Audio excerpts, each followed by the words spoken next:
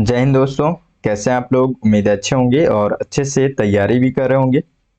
आप सभी लोग देख रहे हैं कि अब लगातार जो है प्रीलिम्स का समय घटता जा रहा है, ठीक है। तो अब हम लोगों को थोड़ा सा धीरे धीरे करके प्रीलिम्स ओरिएंटेड होना पड़ेगा।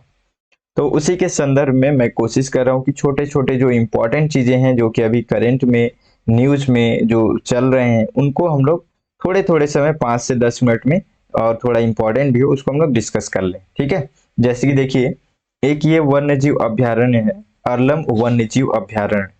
लास्ट में मैं इससे संबंधित एक आपको प्रश्न भी दूंगा, टेस्ट तरीके से होगा, समझिए, ठीक है। और ये जो अभ्यारण्य है इसका आप एक नोट्स भी बना लीजिएगा। ये सभी इंपॉर्टेंट अभ्यारण्य देखे होंगे आप यूपीएससी प्रीलिम्स में, आपको इस तरीके से अभ्यारण्य से संबंधित प्रश्न मिलते हैं।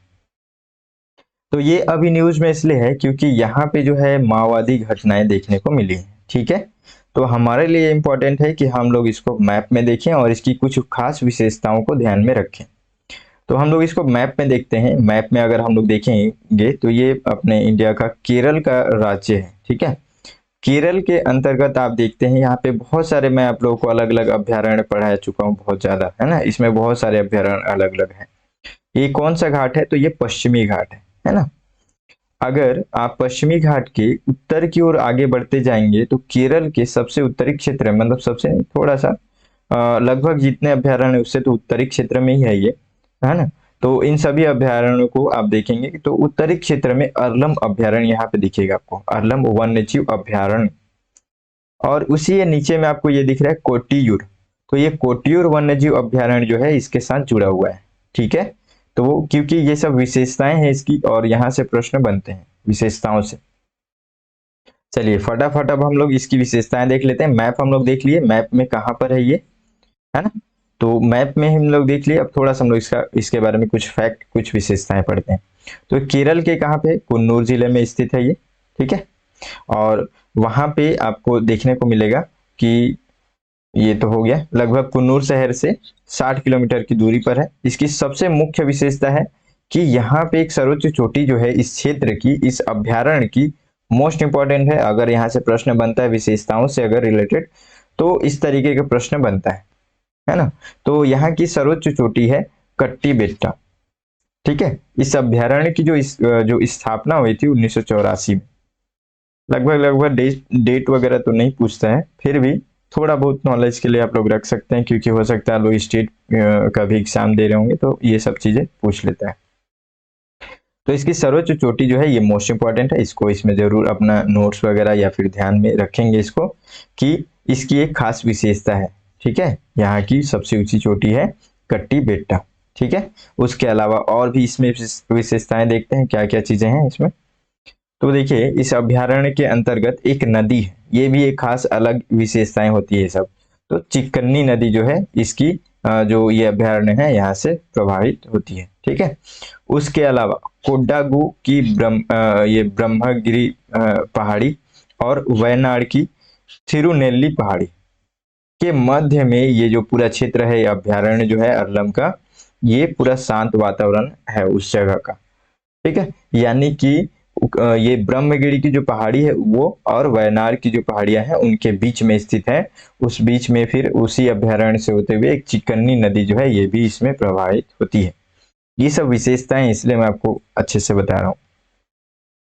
और अभी हम लोग देखे थे मैप में कोट्टियूर वन्यजीव अभ्यारण्य, देखिए एक बार फिर से देख लीजिए, यहाँ पर है ये है कोट्टियूर वन्यजीव अभ्यारण्य, ठीक है। तो अर्लम वन्यजीव अभ्यारण्य के साथ ये सीमा साझा करता है, उसके साथ जुड़ा हुआ है। और उसके बाद से और कुछ खास विशेषताएं हैं, जैसे कि इसमें अभ्यारण्य में ये प्रचुर जैव विविधता के लिए भी प्रसिद्ध है। यानी कि यहाँ का जो एक वातावरण है बहुत अच्छा वातावरण है, जैव विविधता यहाँ पे बहुत ज्यादा है, ठीक है।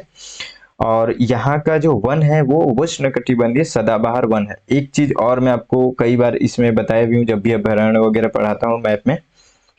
तो अब मैं आपको बताऊं, भारत से कभी भी आप नीचे की ओर आते जाते हैं, यानी कि सॉरी मतलब ये जो जम्मू कश्मीर का जो क्षेत्र है वहां से अगर आप नीचे की ओर आते जाएंगे दक्षिण की ओर, जैसे जैसे केरल तमिलनाडु के क्षेत्र तक आते जाते हैं तो आपको इधर का क्षेत्र देखेंगे पूरा उष्ण क्षेत्र मिलेगा आपको, है ना, गर्मी वाले क्षेत्र मिलेंगे। तो कभी भी अगर थोड़ा बहुत भी अगर आप हिंट लगाएं, मतलब थोड़ा माइंड सेट अगर आप ये सब बना करके रखेंगे तो कई बार क्या होता है कि जब आप कहीं पे कंफ्यूजन है किसी अभ्यारण्य में किसी क्वेश्चन में, तो कई बार ये सब चीजें हेल्प करती हैं, है ना। तो जो ये अभ्यारण्य है, ये अभ्यारण्य का जो यहाँ पे जो वन है वो उष्ण कटिबंधीय सदाबहार वन है, अर्ध सदाबहार वन है, पर्णपाती वन है। ठीक है, तो ये पूरे वन यहाँ पे मिलते हैं। तो इसकी कुछ खास विशेषताएं हैं वन्य जीव अभ्यारण्य की, जिसको हम लोग ने देख लिया, ध्यान में रखेंगे इसको। और इसी के साथ हम लोग एंड में एक टेस्ट यहाँ पे है, एक प्रीलिम्स के हिसाब से जिस तरीके से आप देखेंगे यूपीएससी प्रीलिम्स में कई बार इस तरीके से भी प्रश्न पूछे जाते हैं, तो आपको इसका आंसर जरूर कमेंट करना है ताकि आप अपने तैयारी को भी अच्छे से चेक करें कि इंटरेस्ट आपको भी बढ़ता है, अच्छा लगता है हमें भी, है ना। तो देखिए प्रश्न क्या है प्रीलिम्स के लिए आपके लिए, मैं अगला जो वीडियो बनाऊंगा उसमें आप लोग को इसका आंसर बताऊंगा, लेकिन अभी इसमें आप लोग कमेंट करेंगे। तो आंसर है, सॉरी, इसमें ये प्रश्न जो है निम्नलिखित पर विचार कीजिए। ब्रह्मगिरी पहाड़ियों एवं वयनाड की थिरुनेल्ली पहाड़ियों के मध्य सबसे शांत वातावरण में स्थित है। यह सर्वोच्च चोटी कट्टी बेट्टा है। यहाँ की सर्वोच्च चोटी जो है कट्टी बेट्टा है। यह अभ्यारण्य कोट्टीयूर वन्यजीव अभ्यारण्य के साथ अपनी सीमा साझा करता है। यह अभ्यारण्य अपनी प्रचुर जैव विविधता के लिए प्रसिद्ध है, जिसमें उष्णकटिबंधीय सदाबहार वन, अर्ध सदाबहार वन, पर्णपाती वन पाए जाते हैं। उपयुक्त में से किस अभ्यारण्य की विशेषता है। अभी लग रहा होगा आप लोगों को, हंसी आएगा कि अरे ये तो अभी जस्ट पढ़े हैं और इसमें आंसर, है ना। फिर भी आप लोग आंसर कमेंट कीजिएगा, ठीक है। और एक चीज और है कि अभी आपको ये आसान लग सकता है, कुछ समय बाद अगर आपको फिर से यही चीजें पूछी जाए तो आपको फिर कंफ्यूजन होने लगेगा, ठीक है। तो इसको ध्यान रखें और जरूर कमेंट करके बताएं, ठीक है। मिलते हैं फिर अगले वीडियो में, तब तक के लिए जय हिंद।